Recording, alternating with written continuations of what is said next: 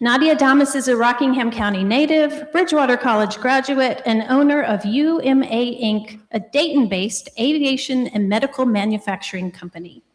The daughter of Palestinian immigrants, she is passionate about building a stronger, more welcoming community through civic engagement and interfaith dialogue. Nadia serves on the boards of United Way, the Harrisonburg-Rockingham Chamber of Commerce, Bridgewater Rotary Club, First Step, and Goodwill Industries. Let's talk about when you roll off of those boards, okay? A frequent speaker on community diversity and leadership, she has received the Church World Services Refugee Inspirational Voice Award, the Chamber's Community Champion Award, and Bridgewater Rotary's Rotarian of the Year Award. So big claps for Nadia. Thank you for coming this evening.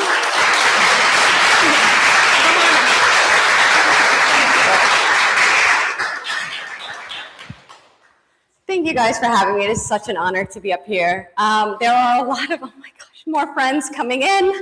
I feel like with the faces I'm seeing in this room, I feel like you guys should be the ones up here sharing your stories. So thank you for allowing me to feel very small, but being here to hear what I have to say. I have so many friends here that have been with me in different stages of my life. My brother's here, who I don't think has ever heard me speak, and now is making me very nervous as he records. I have my fourth grade teacher here, who that really means the world to me. She was my favorite teacher at Kieseltown Elementary. I have Dr. Phil Stone, who's president of Bridgewater College at the time that I was there. Lots of friends here who are part of my interfaith community, like Rabbi Jeff and a lot that I've done interfaith work with, and just some really close friends as well. So thank you guys so much for being here. I couldn't not give you guys a shout out because you mean the world to me, and I am not going to cry this whole time, but I might. But to start with my story, and the whole story was talking about Muslims in the Valley. But I couldn't start with that without talking about how my family migrated here from Palestine. We're from a small village outside of Jerusalem. My grandfather came to the U.S. to be a door-to-door salesman, a small peddler. My dad used to share the story of how he could put 3 of his fingers in his shoulder, like that could fit into his shoulder because of the indent from carrying the bag door to door. My dad came over to help him. He was one of 8 kids. He was the oldest son, so he was one of 8 kids that they needed to take care of back in Palestine. But my grandfather was a farmer.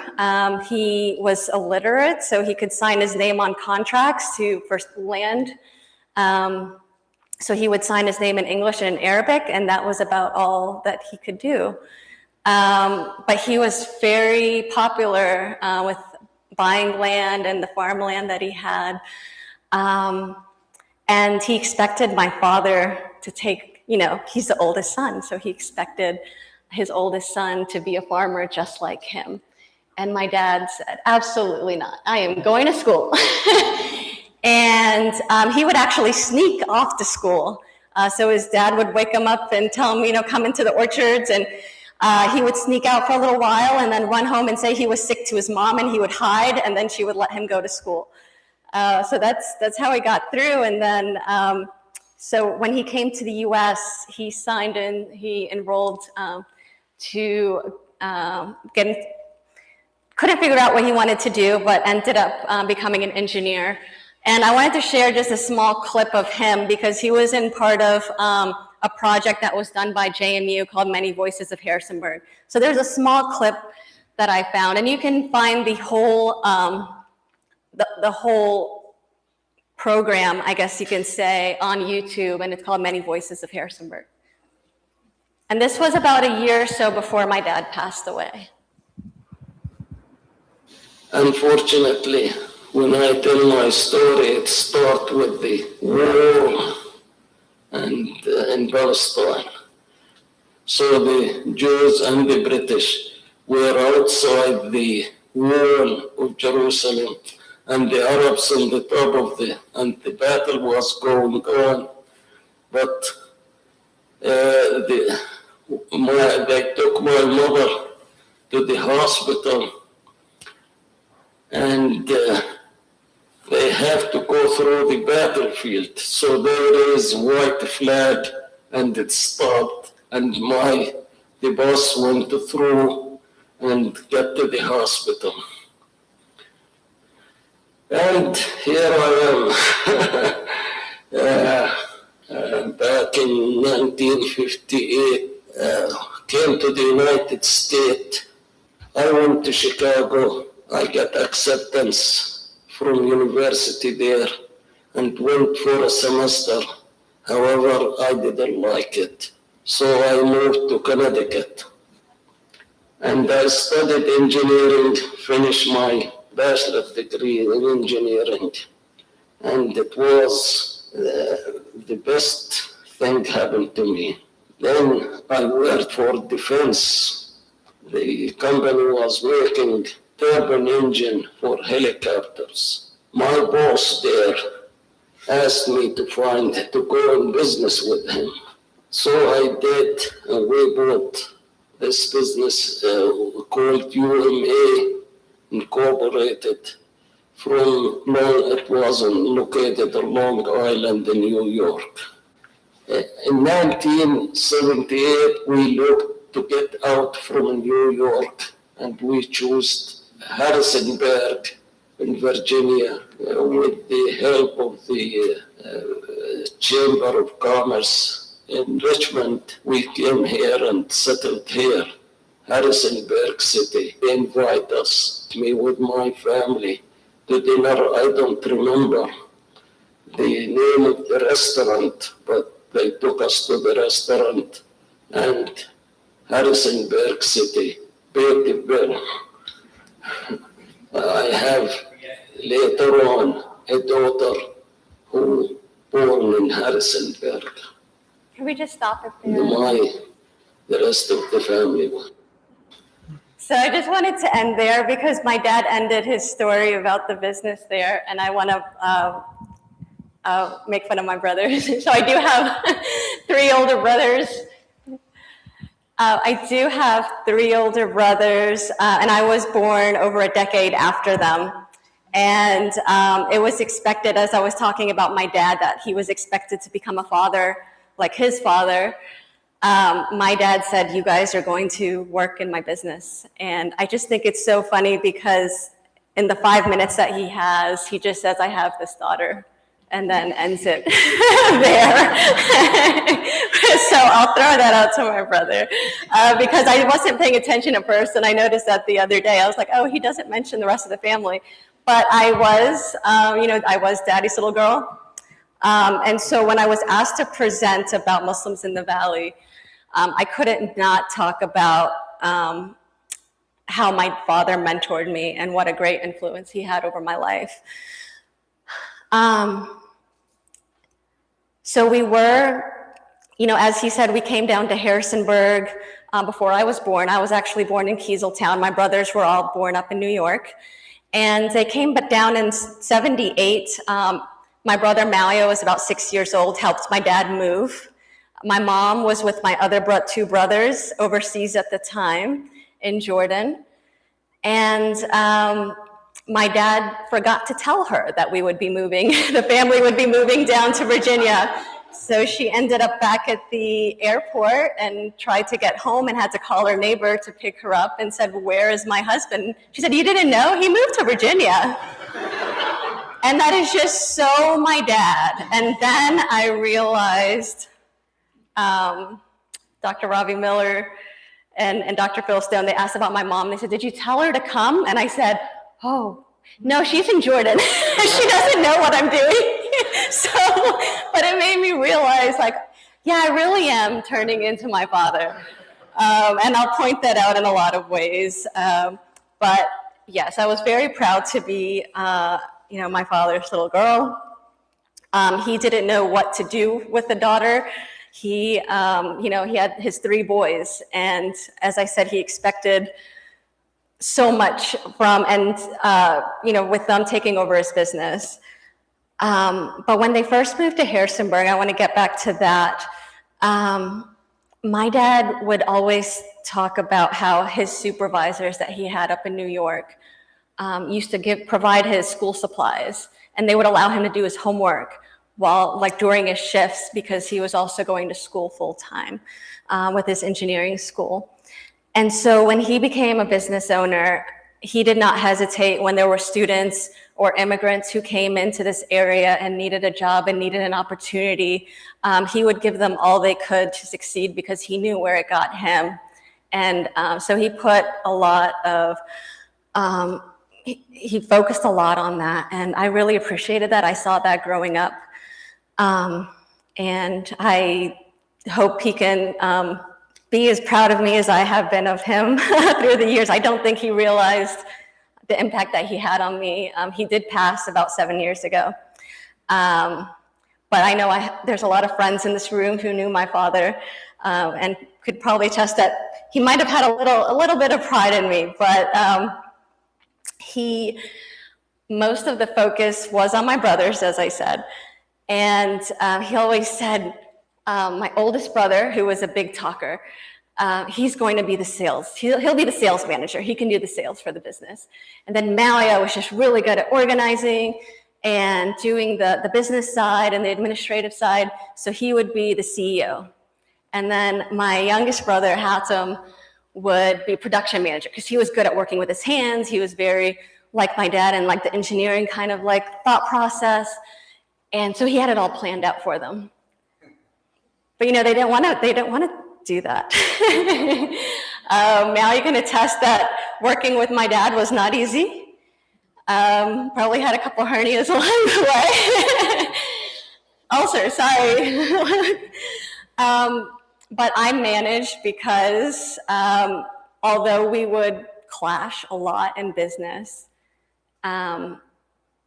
he would come back around and he would say, it's my way, just you can leave if you don't like my way. And I would say, okay, well, we'll see who's going to get their way, okay. And I would go back to my office and sit, whereas for my brothers, if they were told just to leave, they would just walk out. But for me, I knew my dad, I knew how he worked, so I'd just go back in my office. An hour or so later, he would come with a half sandwich or something that he had from lunch and be like, I brought you lunch. And I'm like, I don't want your lunch. I just want it my way. But no, a lot of that was coming from my dad because a lot of my personality is a lot like him. I was doing a little bit of research before coming to speak with you guys this evening.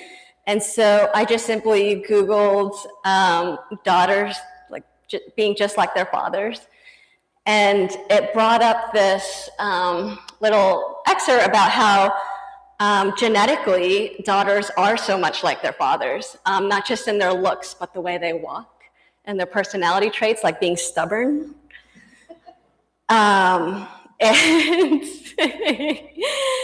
And I was like, oh no, this is not the information that I didn't want this to be a biological fact. I did not need the science behind it. I thought this was a joke and I was trying to be funny that, I'm just like my dad, ha ha ha. But no, I'm getting older and yeah, I'm really feeling it. So when I came into the business, came out of left field, he was in his early retirement stages where he wanted to hold on to the business and didn't know what to do. So I came to help him out until I was transitioning into what I wanted to do. And that was get into cancer research. But it took a little turn and I ended up helping him, and it's been almost 20 years since I've been at UMA. And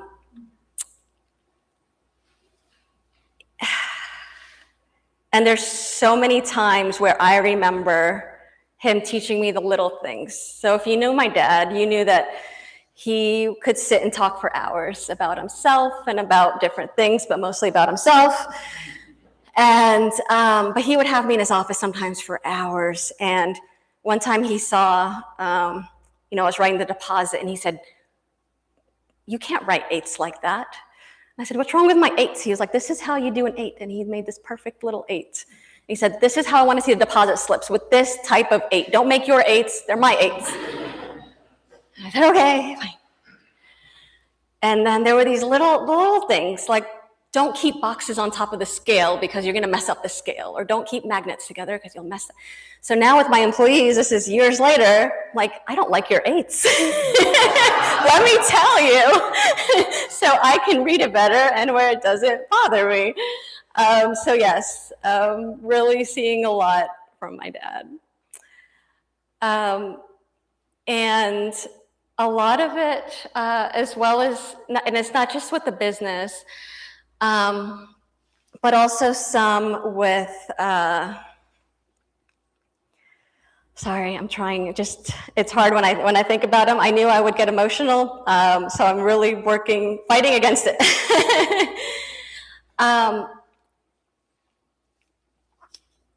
But my dad, he had a lot of pride in where he came from, sharing that he was Palestinian. So coming to a place like Harrisonburg back in the 70s, the neighbors out in Kieseltown, when they moved from Harrisonburg to Kieseltown, the neighbors actually thought that my family was atheist because they were the only ones on the block who didn't go. So they said, well, they must not believe, they're mowing their grass on a Sunday, they don't go to church, like, who are these people? And there wasn't much to know about Muslims. You couldn't just do research, you had to be more intentional about finding things out. And I just saw you back there. Thanks for being here. But my dad and my family, they came and really worked hard and struggled through making their business work. And my dad put a lot of sweat equity into his business.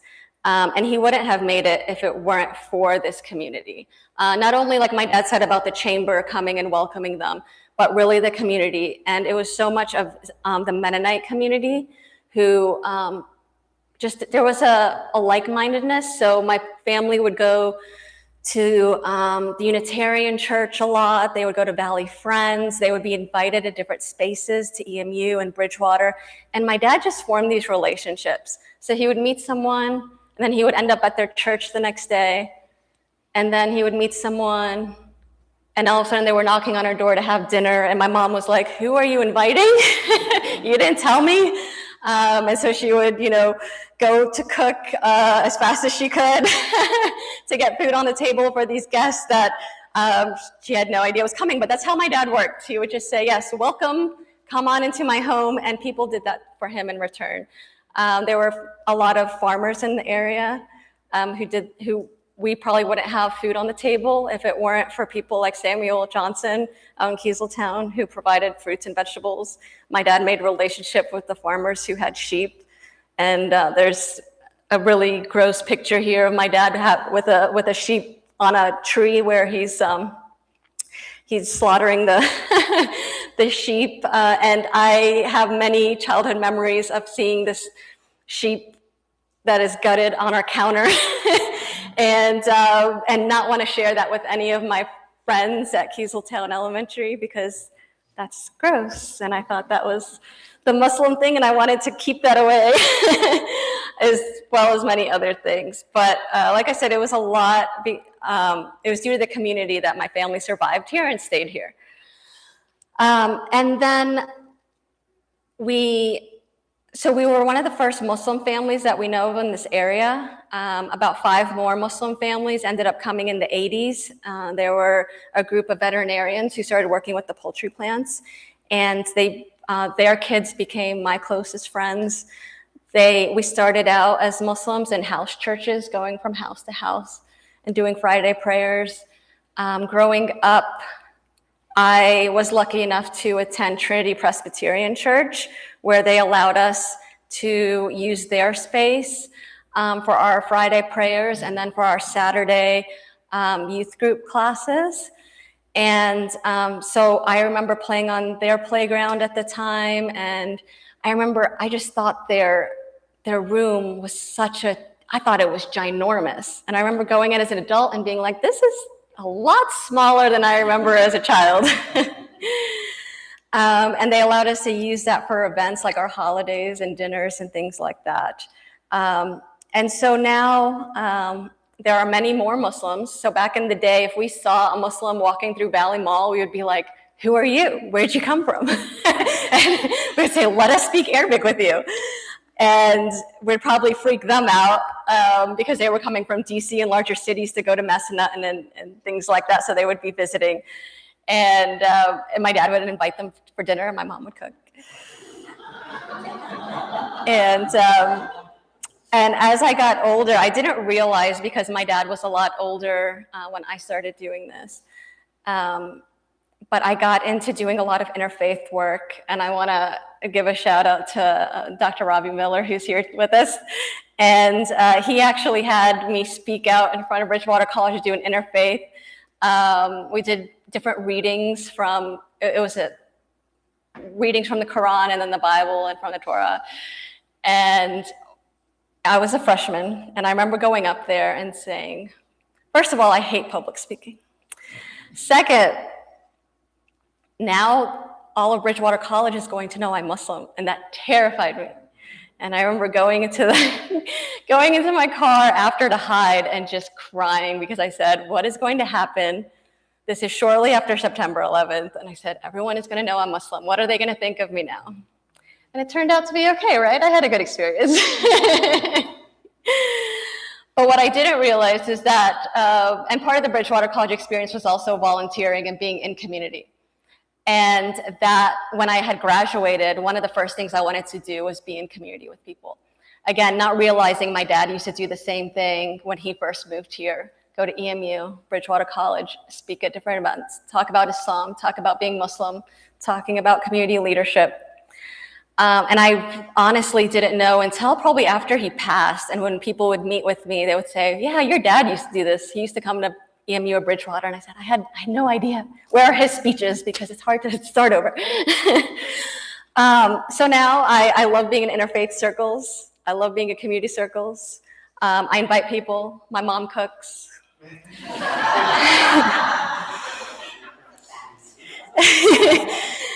And so one thing with my dad is, even though he loved, I don't want to say loved, he had conflicting feelings about me taking over his business, because one, I wasn't one of his sons, and two, I wasn't getting married. And he would have preferred me to be home and to be married rather than taking over his business. That's why the focus was on my brothers.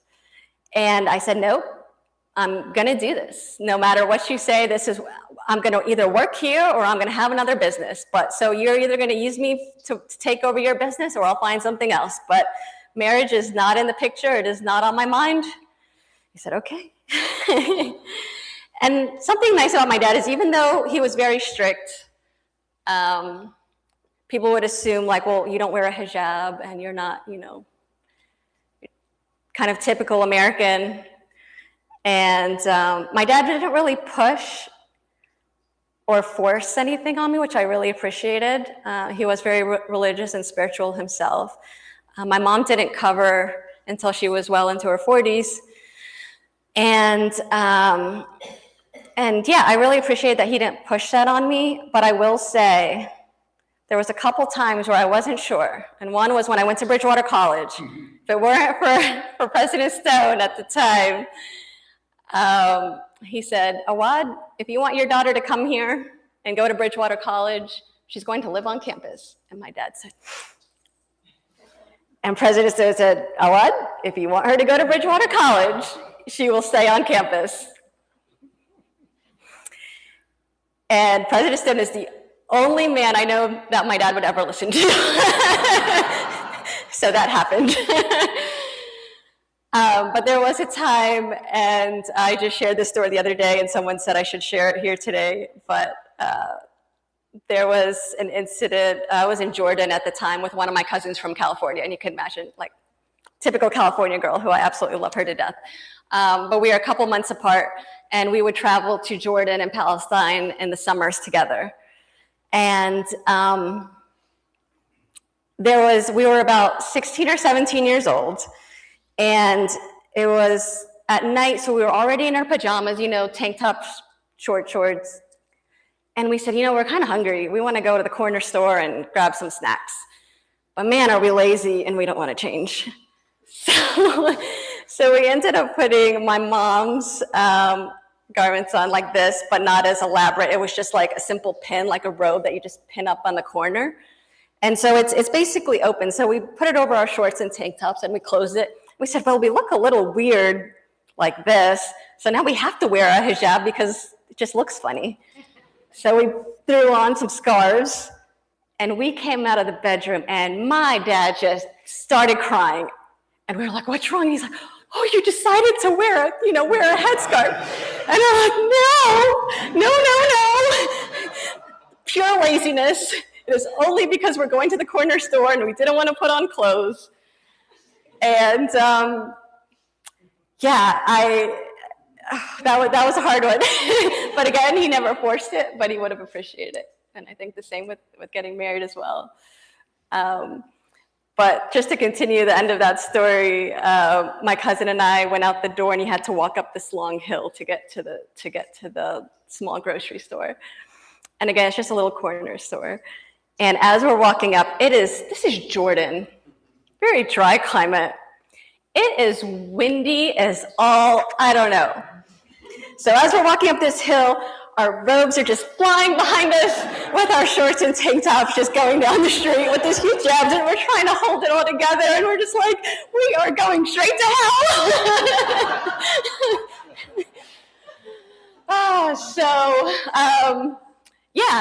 That's what happens when you put Americans back into, their motherland.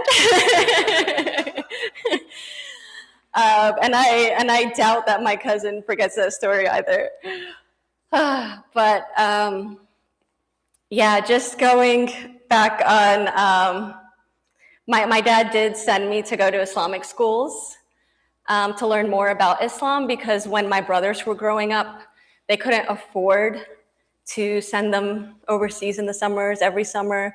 They couldn't afford to teach them the culture and all of that to get them back home. So when I came around, because my brothers were much older, I was kind of like an only child, so they took whatever money they can collect and shipped me off to Jordan for a little while, and then put me in Islamic school. And I rebelled and I was stubborn and I said, I will not speak Arabic because you guys forced this on me. So my way of rebelling at 10 years old was to refuse to speak in Arabic while I was in Jordan. I just spoke in English. So if you didn't know English, that was your problem. But as I got older, and my dad would say, because with Islam, a lot of people mix in the culture with the actual religion. And especially the older generation, with the way they learned about Islam, is very mixed with the culture, and they don't differentiate between the two. So when I started learning from the actual books and academically, my dad would say things, and I'm like, no, that's wrong. And he was like, no, I'm sure of this. This is how it is, and this is like women in Islam, and this is inheritance, and this is how it's done. And I said, nope, you are wrong. And so this is before we had an imam here in Harrisonburg, and before the community grew to what it is today. Hundreds of families, thousands of Muslim community members between Syrians, Afghanis, Kurdish, Turkish, Syrian, all of the above that are in this wonderful city now. Now I lost track of where I was. We're on, Katie. Yes, thank you so much. So before we had the imam, he would run to DC, and he would go meet with the imam in Washington, DC at Dar al-Hijra. And then he would come home and say, I asked the imam, you were right. I said, no, you made me learn it. So again, he had this inner conflict of he was very proud, but we would still clash But I loved him, and he taught me a lot. He taught me how to deal with difficult people as well.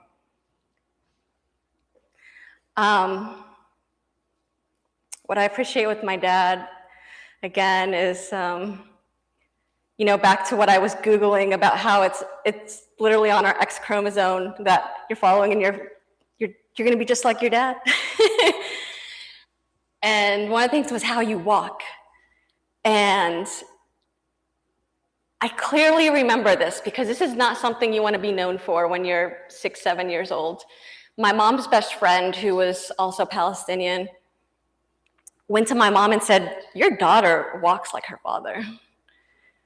And my mom was like, "She does not? How dare you say that? She does not walk like her father. Can't believe you would say such a thing."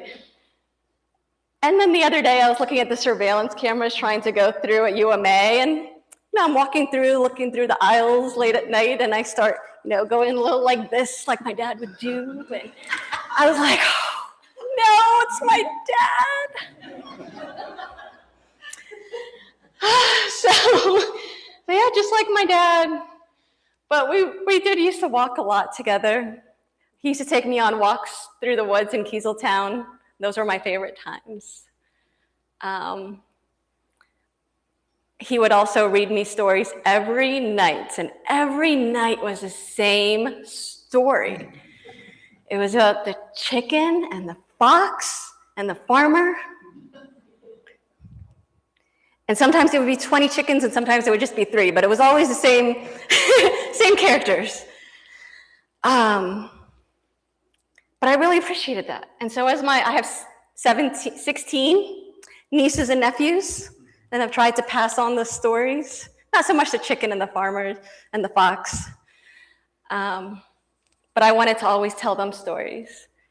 And Malia's daughter, she just turned 7 years old, I had her stay at my house one night, and I said, "Oh, this is the first night you're staying at my house. Let me tell you a story like my dad did," because she never got to meet my dad. And she looked at me, she said, "No, thank you." I said, "Oh no, you're not allowing me to pass this on." But no, just very, very nice memories of my dad. How loving he was. But again, there's a reason why I can take difficult people, and it's because he let me practice on him.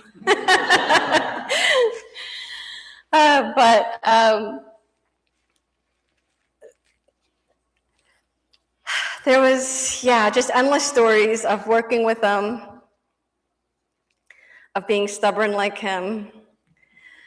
And I know when he passed, my oldest brother, because we're talking, they've each done their own things and successful in their own ways. But my oldest brother was concerned with the business when my dad passed, and said, "I know you know how to do everything here at UMA, but I'll just come and sit at Dad's desk, and show the authority so people can work." And I said, "No, thank you." I said, "Wait, so you want to sit at the desk, but I do all the work?" "No, thank you." But I do appreciate the help that I was somewhat given. But I think that's one of the reasons my dad actually first started letting me work at UMA, because he thought that that would lead to my brothers coming and saying, "Oh, if my sister's going to do this, then we're going to either come and help her or say, we can turn this into a family business." Because again, we're supposed to have the sales guy, and you're supposed to have production manager and CEO. And then I came and I took it all. And I do all the positions. Sorry, Matt, I love you a lot.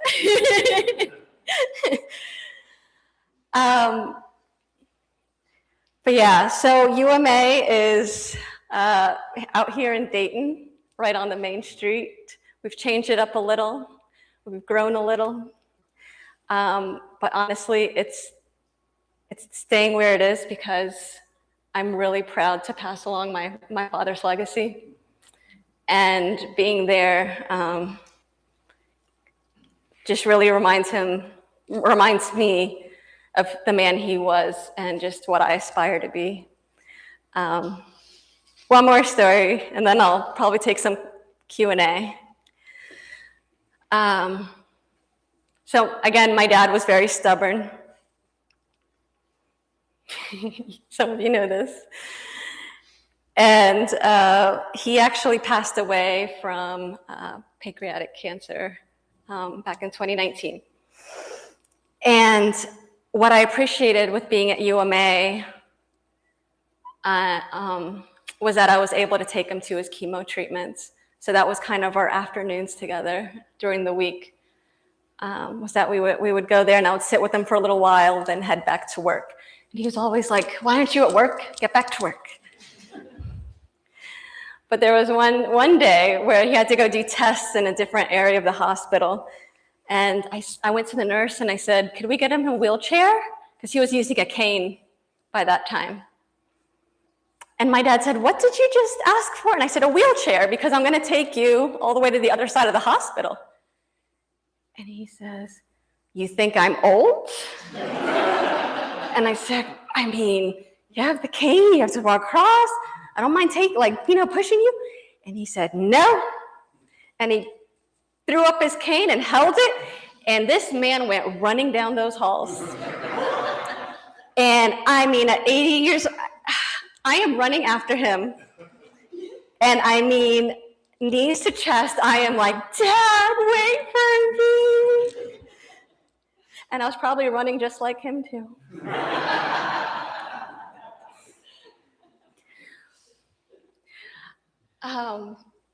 But what I'm seeing a lot in this community too, and I hope that a lot of the Muslim women in this community can resonate with the story that I share about my dad. My mom will probably come back and say, you didn't talk about me, but I'll leave that for another time. No, my dad did a lot of work in this community, and I love that I'm following in his footsteps. I absolutely love seeing this community, how much the Muslim community has grown as well. Even though some would say I probably end up at Valley Friends more than I go to the mosque, and probably at other churches and Mennonite churches more than I go to the mosque. But that's okay, I love that. But yeah, that would be my dad's story and leading into mine. I have more stories, but let me end there and get to Q&A. Thank you so much. I really appreciate you all being here.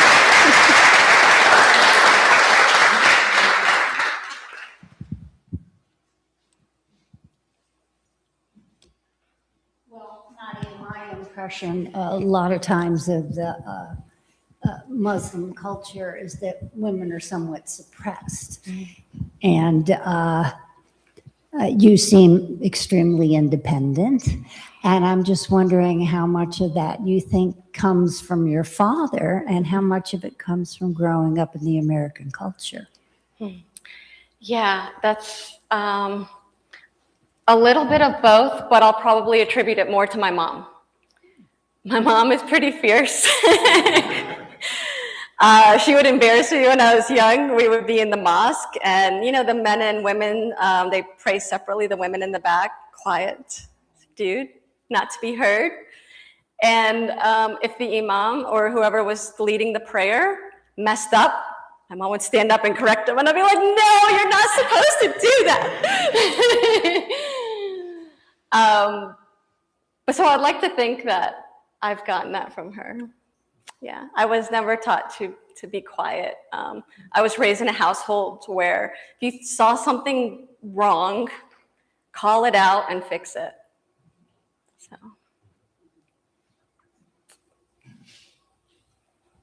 A little follow-up. Do you think the living here, though, in the American culture allowed you to be more like that?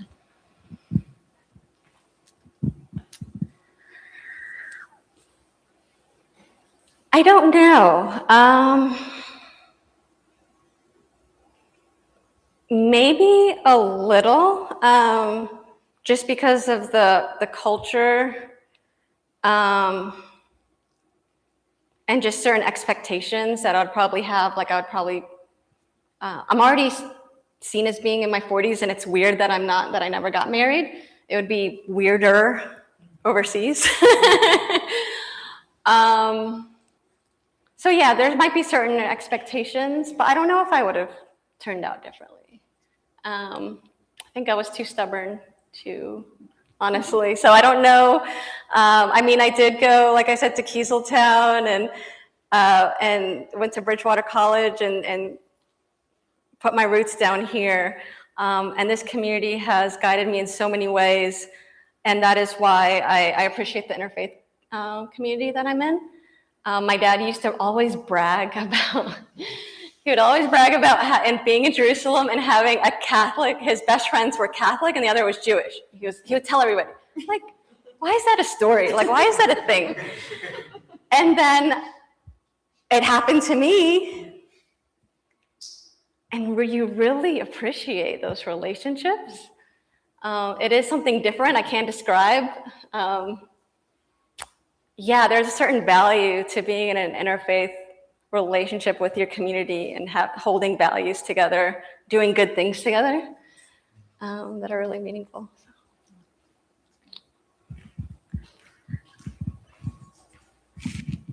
When you guys were founding your community here, was there an awareness of doing something historical, or was it just being together in a community?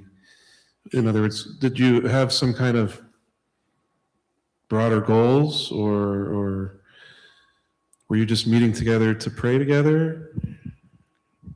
So my dad came down to Virginia, came down to the Valley because of the business, and started from scratch. So he brought down the machinery and things like that from the business up in New York that he bought with partners back in the 70s.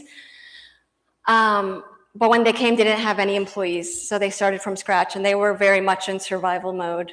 The partner who had put in the money to buy the business stepped away pretty early on, and they struggled for many, many years trying to keep the business afloat. His second partner backed out of it in 1985 and said, you know, Awad, we need to claim bankruptcy because we just can't make it. We have to close the doors. We aren't paying ourselves. This isn't working. We can't pay the employees. And my mom was pregnant with me at the time. And he said, I have to keep this going. I have to make this work because my wife is pregnant. And he made it happen. So it was mostly the business being the driving force.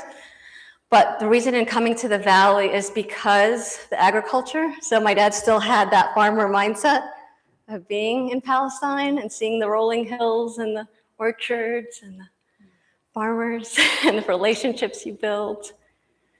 And it's those relationships that made him stick around.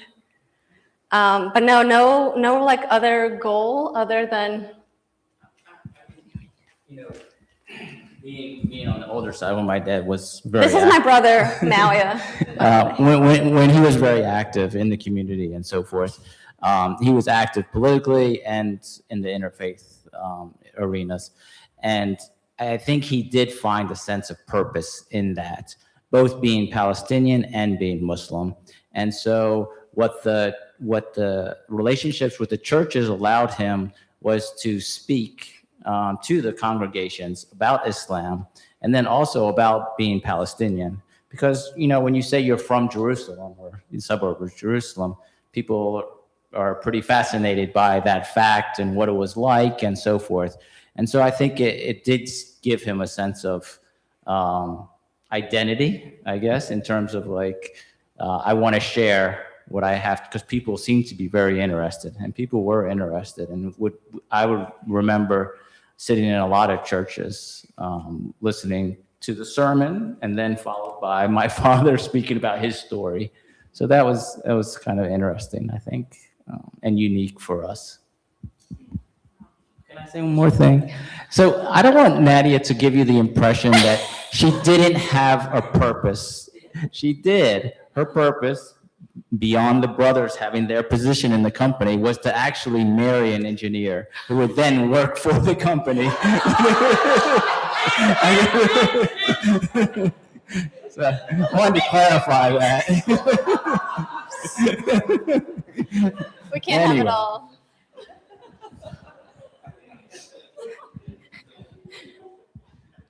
Hi, Nadia. Hi. My late husband Samuel Johnson and I lived at Kieseltown, and we had the privilege of learning to know Nadia, who went to Kieseltown Elementary with our daughter Hannah. And they invited us out to their place for a meal. And I will never forget it. Your mother, Najla, is just, she is a fantastic cook. So I don't know how many of you have eaten a meal at their table, but it was a wonderful experience. I think I came out to the farm several times. And I remember one time it was over prayer time for your dad, and he asked if he could do his prayers in our side yard. And of course we said, fine. And I remember him getting his rug out and doing his prayers there in our side yard. So sorry we haven't kept in touch that much, but I see your mother now and then around town, and you. Well, now you're busy with a new grandchild as well. So. Congratulations on that, by the way. I love that for Hannah. So every time that someone my age has a child, my mom says, "When is it your turn?" So she also said that when Hannah had her baby. Well, one thing I thought about when you're telling your story is, I mean, from our own children, and when they were in childhood and teenage years, children really don't like to be different. And I can't imagine for you, I mean, that had to always be something for you and your brothers. Says, we don't quite fit in, or we really want to fit in. Could you talk a little bit about that? That's a great question. I think it was probably a bit more difficult for my brothers moving down from New York and just having that culture shock. For me, being raised in the environment, I didn't know there was anything else. I didn't really share much growing up that I was Muslim, or I wouldn't make that a thing. I mean, especially your early years, you don't think that it's part of your identity. I knew that I shouldn't, if I went to a friend's house, I shouldn't eat pork. Don't eat those ham sandwiches. Now you embrace it as who you are.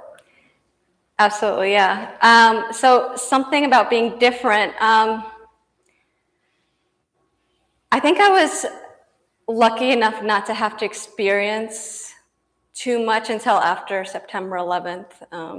And that's kind of when there was a spotlight on, oh, you're a Muslim. And that's where it kind of went awry.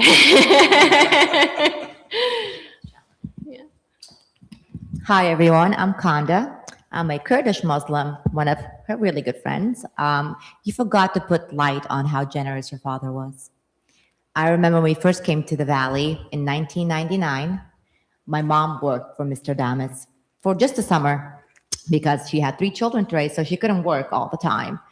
And my mom would talk so kindly about your father, of how amazing he was, and how being another Muslim family in the Valley, it was challenging, of course, for Muslim families here, because it wasn't very well known, like Nadia was saying. So you forgot that part. He was very generous to everyone, and you were that generous. I think you forgot that too.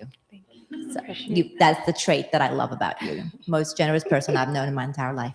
Thank you. And I'm proud of you.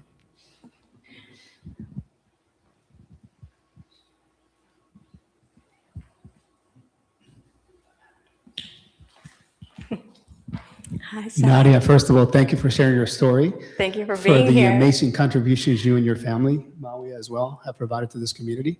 So I came to this country, Harrisonburg to be specific, in the early 90s, and I could walk around the community and identify every Latino that lived in the community, because we would all gather in similar places. Yeah. Similar to you when you came here, right? Nowadays, you're in a situation where you walk around and you see other Muslim community members that you don't know. Same thing happens to me. So my question to you is, how do you continue to be that connector of people that are coming to this community? Because as we continue to grow and the Muslim community has brought so much richness to this community, how do we continue to support them? Because the challenges continue to grow, right, with a larger community. So what are some things that we can do alongside with you to continue to be a welcoming community to all and to keep people together? Yeah, so when you have something like that, my business side kicks in.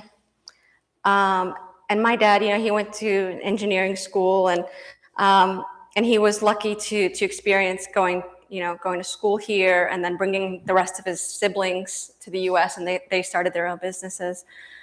But one thing that's happening now is that a lot of people are coming into the Valley and working at poultry plants and different organizations, immigrants who are doctors, lawyers, that had this training back home where they would have to get retrained here. So there's a lot of loss, a loss to our community, not just for them and their salary and their family. So I would find ways of trying to support that and embracing that these aren't people who are coming to work on a poultry line, but these are people who had a story. Sorry.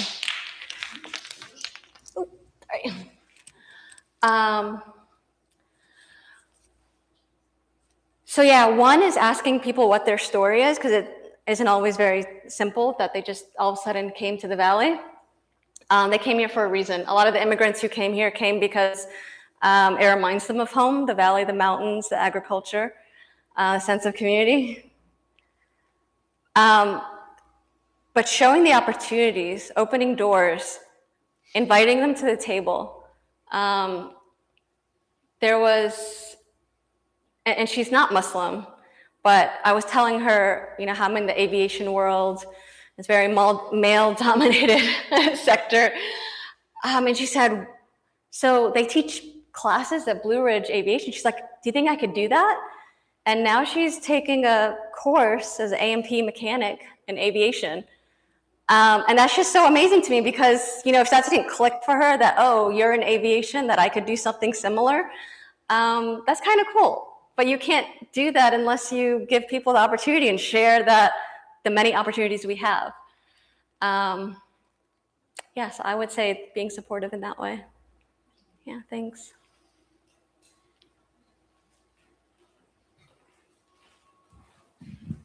I wonder if you could talk a little bit more about why you feel comfortable in Mennonite churches and in Quaker churches and, just, you said you weren't in the mosque as much.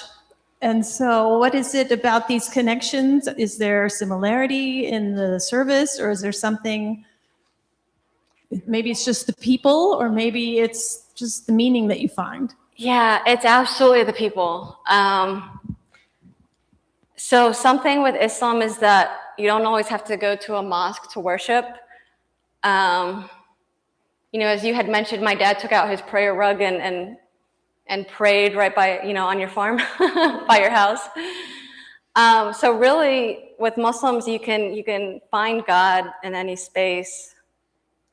And because when we pray directly to God. There's no in between. You don't need an imam. You don't need someone, a saint or anything, coming between you and God. So me going to churches, I'm still able to have that connection, if that makes any sense.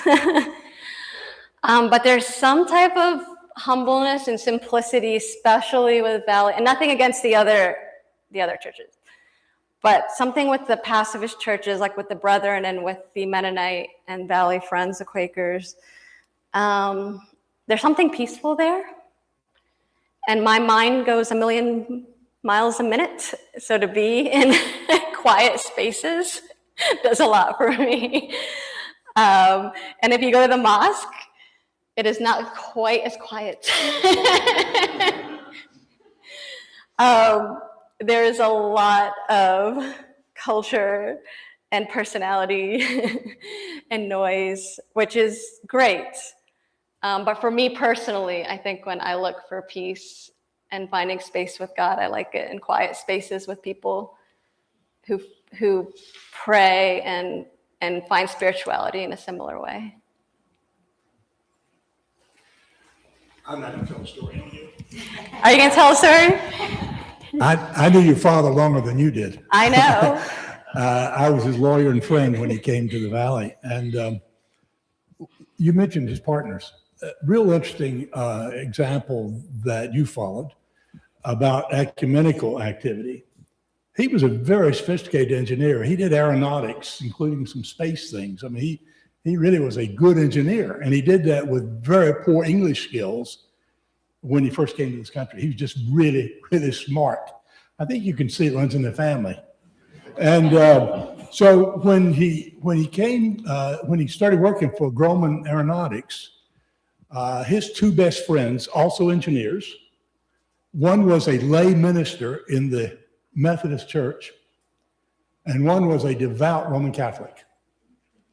And during the lunch break, they got to the place where they would get off to a corner by themselves for a sandwich and talk about their faith and scripture and history of Christianity, history of Islam, history of the Catholic Church. And were deep friends and were such good friends, they formed this company. They bought another guy out and bought the company so they could run it together. A Muslim, a Catholic, and a Methodist preacher. Now, how's that for ecumenicism? And so he really believed in it. That was one point I want to make. The other was he was so confident in his own faith that he wasn't threatened in any way to have a conversation with a Christian or a Jew or an atheist, because he knew what he believed, and he loved hearing what other people's faith positions were and sharing that. But he thought we're all talking about, as he understood it, all talking about how do we understand God and how we relate to God. That is the fundamental piece for him. The other thing I want to mention about him that has been alluded to, but I want to emphasize it, to think about how hard it was, not only coming here without English skills. He was really proud to be from Jerusalem area and his culture and his religion. So he saw his family, and he saw the bulldozers come in with the soldiers and cut down hundreds of year-old olive trees in that family for generation after generation, because it was a barrier to weaponry and they needed a clear vision to be able to have more war if it happened. Couldn't do anything about it. Helpless. Had that sense of rage in him, that his family home was just being devastated right in front of him. He was here when one of the wars broke out, one of the wars with Israel, and he actually went almost to the airport to go, and it was over very quickly, and he didn't go. But there was a part of him that said, I belong there. It's my home. And yet he loved America and the freedom it gave him. But he wanted to make sure that his children knew their culture. And that's why you went back to school there to learn. And it was so difficult then for him to say, I want to be a good American, and I want my children to have the experience of being fully American, but my culture tells me my daughter not only has to be married, but she has to marry somebody I choose. And poor Nadia would have to say, no, Dad, I'm not going to meet that engineer for supper tonight. No, Dad, that young salesman's not coming to the house tonight. No, Dad, I'm not going over there where that guy is. And because she was willing to be in love, but she wasn't. And so she said, I'm not going to have you pick a husband for me to do that. But that was the tension within him, to say, how can I love Nadia in a way that gives her freedom to be her person? She's not supposed to be running it. He would tell me, she can't run that business. She's a woman. And I said, she's making more money than you ever did. And I would keep telling she's doing better than you did. And she was. But he was so proud. But a part of him said, no, you can't be proud. She has to be a woman like we had in our culture. He was learning to adjust to that new free way of American culture, and holding on, cherishing through his faith and culture, how should it be? I don't want to lose my faith and values and culture, even though I want to be a good American. And Nadia couldn't be a better representative for how that all turned out. He would come to my office. Nadia got tired of paying the legal bills, but he would come into my office with absolutely no legal problems at all, just because he loved to talk. And we would talk, and then the phone would go off, and I knew it was time for prayers. And I would go back to my office and work. And then when he was finished, he'd come down the hall and say, "I'm finished." And so he would do his prayers on time in the law office. There's nothing wrong with praying in the law office. To be in the law office and say his prayers.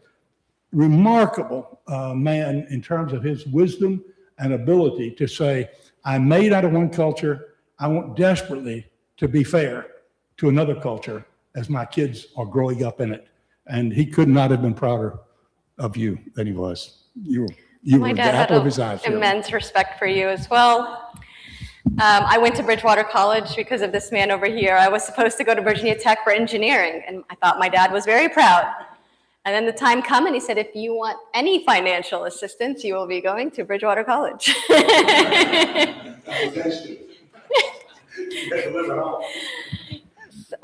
at that time, yeah, my dad did want me to stay at home. It's also because of this man right here that my dad gave me any type of raise. Because it got to the point years in, and I was still living at home at the time. But he came back to the office one day and said, Phil said I had to pay you more, so just add something to your. And I was like, oh, okay, I can figure that out. But so thank you. Thank you for that. I really appreciate you. And yeah, my dad I'm telling you, my dad did not listen to anyone, including me. But he listened to you. Thank God. Well, if there aren't any more questions, I think Nadia should have another round of applause for standing up here. Thank you. You might have a side career as a comedian. That was great. So appreciate everything that you shared. I mentioned the civics exhibit downstairs, and one of the things I hope that people, especially young people, will leave with, because it's really aimed towards younger people, leave with understanding their responsibility as citizens and understanding, trying to get to know their community members and how they can contribute. And part of the exhibit are voices of democracy from our community over time. And Nadia's father is on the wall.